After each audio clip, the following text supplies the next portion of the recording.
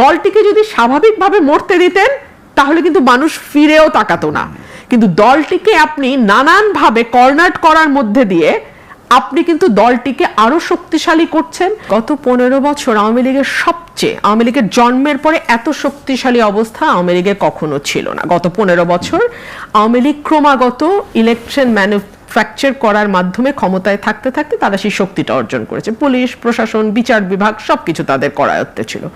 সেই সময়ে আমি আওয়ামী লীগের বিরুদ্ধে খুব শক্তভাবে কথা বলেছি, এবং প্রতিপক্ষ যখন শক্ত থাকে শক্তিশালী থাকে তখনই প্রতিপক্ষের সঙ্গে লড়াইটা করা যায়।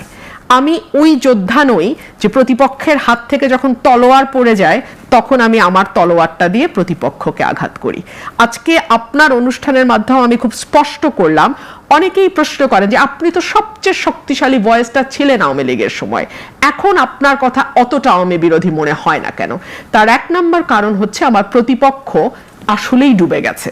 এবং আমি যখন আওয়ামী লীগের সঙ্গে টকশোতে বসতাম, বিশেষ করে 24-এর ইলেকশনের আগে আমি বলেছিলাম আপনাদের এমন পতন হবে যে আপনাদের সম্পর্কে টকশোতে এসে যে একটা আওয়াজ করবে এই লোকও আপনারা খুঁজে পাবেন না, দেশ ছেড়ে আপনাদেরকে পালাতে হবে। আল্লাহর কি ইচ্ছা এক্স্যাক্টলি তাই হলো, এক্স্যাক্টলি। না হলে আপনি বলেন একটা আওয়ামী সুশীল, একটা আওয়ামী লিডার আর একটা বিএনপি, এই নিয়ে কি আমাদের 15 বছরের টকশোর ময়দানগুলো চলে নাই? তাই না? এখন বিপ্লবী, অতি বিপ্লবী, বিদেশি বিপ্লবী, তাদেরকে তো আমরা 15 বছরের ময়দানে পাই নাই ভাই।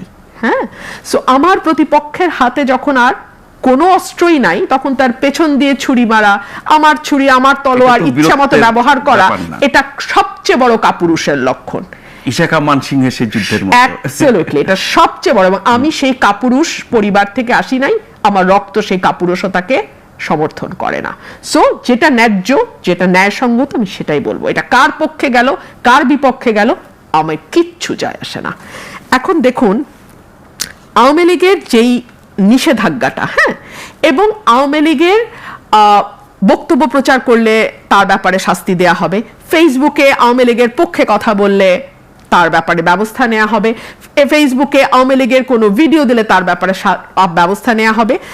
দুটো দল, দ্বিদলীয় ব্যবস্থা তো ছিল এত বছর, ফিক্সড ভোট বা রিজার্ভ ভোট, কনজারভেটিভলি আওয়ামী লীগের 30, বিএনপির 30, কেউ কেউ বলে 33, মাঝখানে আমি যদি 33 ধরি 66, মাঝখানে থাকে 34%, যেই ভোটটা সুইং ভোট, তারা কোনো দল করে না, কোনো মতের মধ্যে তারা নাই, যখন যেই দলকে তাদের ভালো মনে হয়, মোটামুটি যখন যেই দল ক্ষমতায় থাকে পরের নির্বাচনে অন্য দলকে তারা ভোট দেয়। এটা মোটা দাগে হলো হিসাব। এই 34% মানুষ কিন্তু গুনছে যে আপনারা কিরকম আচরণ করা হচ্ছে দলটির সঙ্গে। দলটিকে যদি স্বাভাবিকভাবে মরতে দিতেন তাহলে কিন্তু মানুষ ফিরেও তাকাতো না, কিন্তু দলটিকে আপনি নানানভাবে কর্নার করার মধ্যে দিয়ে আপনি কিন্তু দলটিকে আরো শক্তিশালী করছেন, আরো দীর্ঘ সময়ের জন্য দলটি যাতে মাঠে টিকে থাকে আপনি সেই ব্যবস্থা করছেন। পাবলিক সিম্প্যাথিও বাড়ে। একদম তাই। এবং বাংলাদেশের মানুষ বিশ্বাস করেন, মানে আমি যেটা কি বলবো, ব্রিটিশ ওয়েদারের মতো, এই বৃষ্টি এই রোদ, এই বৃষ্টি এই রোদ।